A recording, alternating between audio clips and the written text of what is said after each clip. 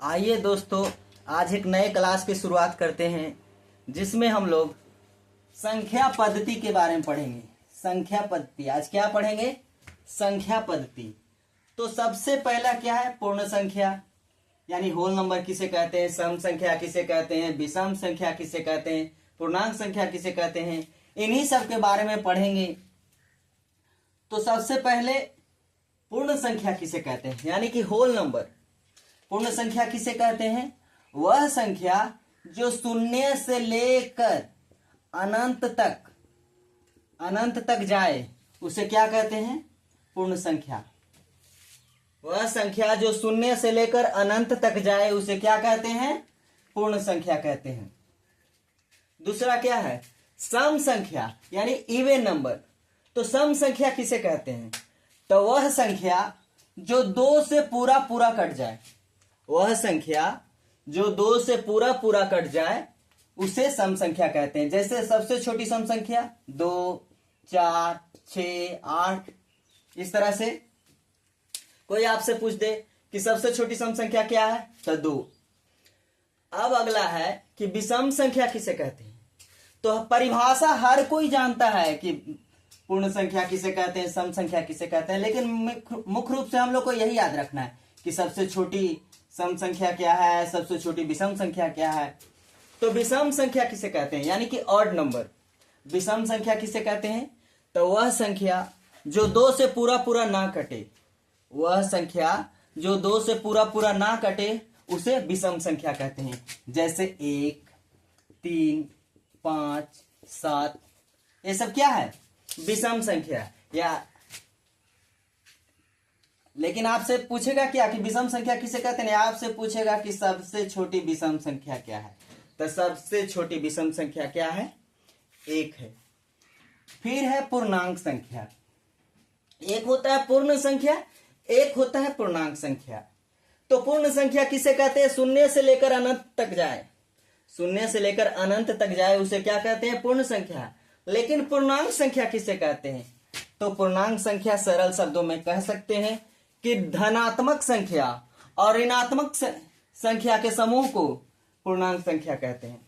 या कह सकते हैं धनात्मक संख्याओं के समूह तथा ऋणात्मक संख्याओं के समूह को क्या कहते हैं? पूर्णांक संख्या कहते हैं। जैसे -3, -2, -1, 0, 1, 2, 3, ये सब क्या हो गया? पूर्णांक संख्या। याद रखिएगा पूर्ण संख्या और पूर्णांक संख्या में बहुत अंतर है। पूर्णांक संख्या क्या है? धनात्मक और ऋणात्मक संख्याओं का समूह है। अगला है प्राकृतिक संख्या यानी नेचुरल नंबर। प्राकृतिक संख्या को क्या कहते हैं? Natural number. तो प्राकृतिक संख्या किसे कहते हैं? तो 1 से लेकर जो अनंत तक जाए उसे क्या कहते हैं? प्राकृतिक संख्या। यानी सरल शब्दों में हम इसे कह सकते हैं कि गिनती की संख्या को कहते हैं प्राकृतिक संख्या। गिनती की संख्या को प्राकृतिक संख्या कहते हैं क्योंकि गिनती जब भी हम लिखना स्टार्ट करते हैं तो 1 से, तो इसीलिए सरल शब्दों में इसे कह सकते हैं कि गिनती की संख्या को प्राकृतिक संख्या कहते हैं। अब सबसे बड़ा चीज है कि भाज्य अभाज्य। यही स्टूडेंट यही दोनों में फंसते हैं ज्यादातर। सम विषम वाला तो याद रहता है, 2 से कट गया जो सम, 2 से नहीं कटा जो विषम, लेकिन भाज्य अभाज्य में स्टूडेंट सब फंसता है। तो इन दोनों को अच्छे ढंग से पढ़ना है, ध्यान देना है, नोट करना है बातों को। पहले भाज्य संख्या पढ़ना है। भाज्य संख्या यानी कि कंपोजिट नंबर। तो भाज्य संख्या किसे कहते हैं? सबसे पहले अभाज्य पढ़ लेते हैं तो भाज्य संख्या अपने आप समझ में आ जाएगी। अभाज्य संख्या यानी कि प्राइम नंबर किसे कहते हैं?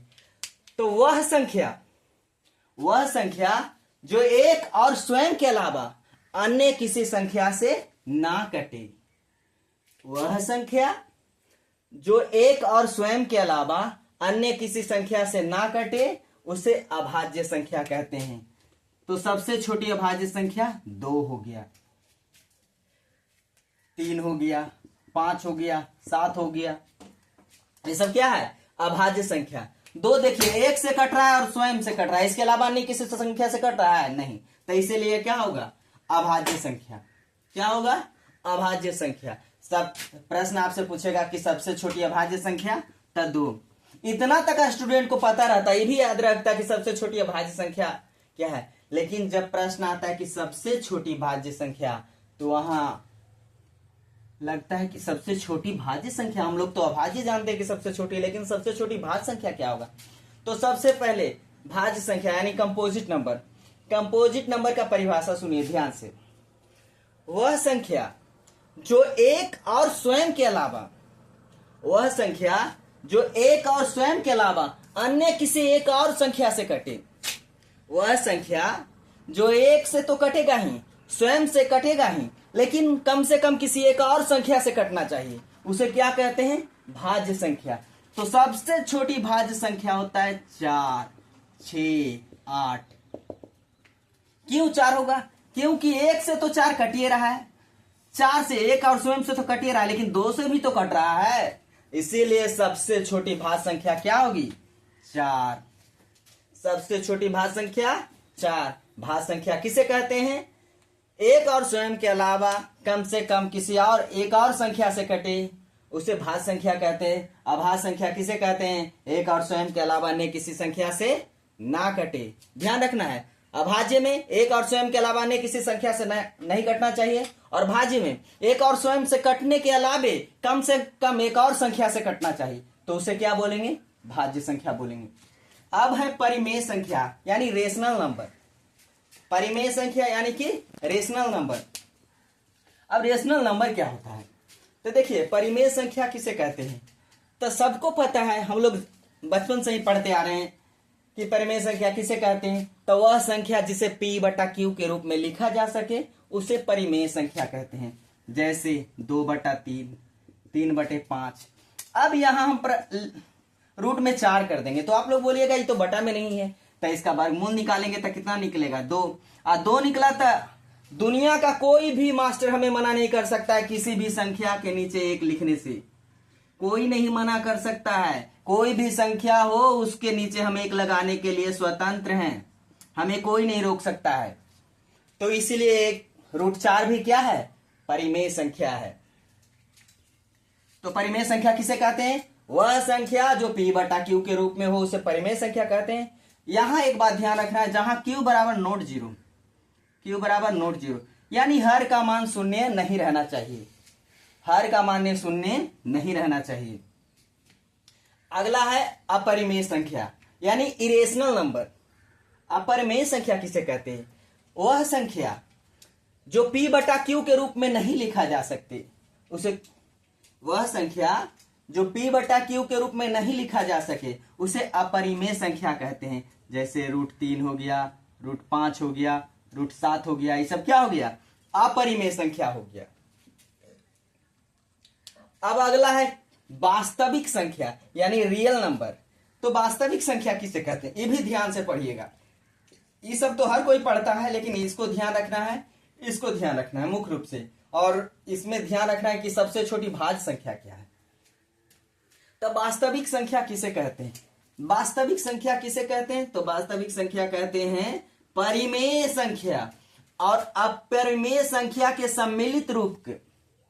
परिमेय संख्या और अपरिमेय संख्या के सम्मिलित रूप को क्या कहते हैं? वास्तविक संख्या कहते हैं। जैसे √3 हो गया, √5 हो गया, 4 हो गया, √9 हो गया। देखिए ये परिमेय है, ये भी परिमेय है, यह परिमेय है, ये भी अपरिमेय है।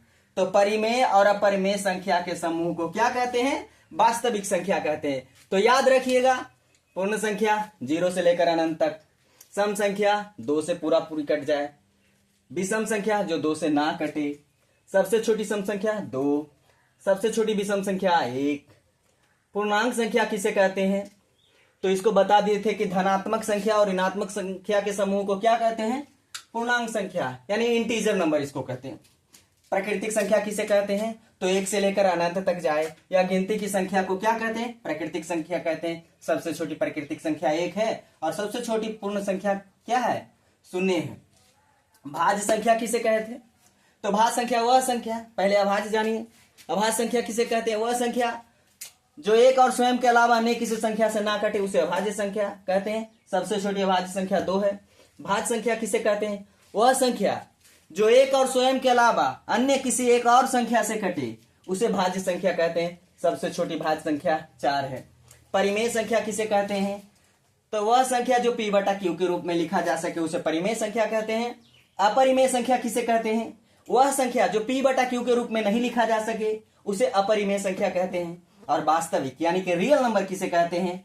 तो परिमेय संख्या और अपरिमेय संख्याओं के सम्मिलित रूप को क्या कहते हैं? वास्तविक संख्या कहते हैं।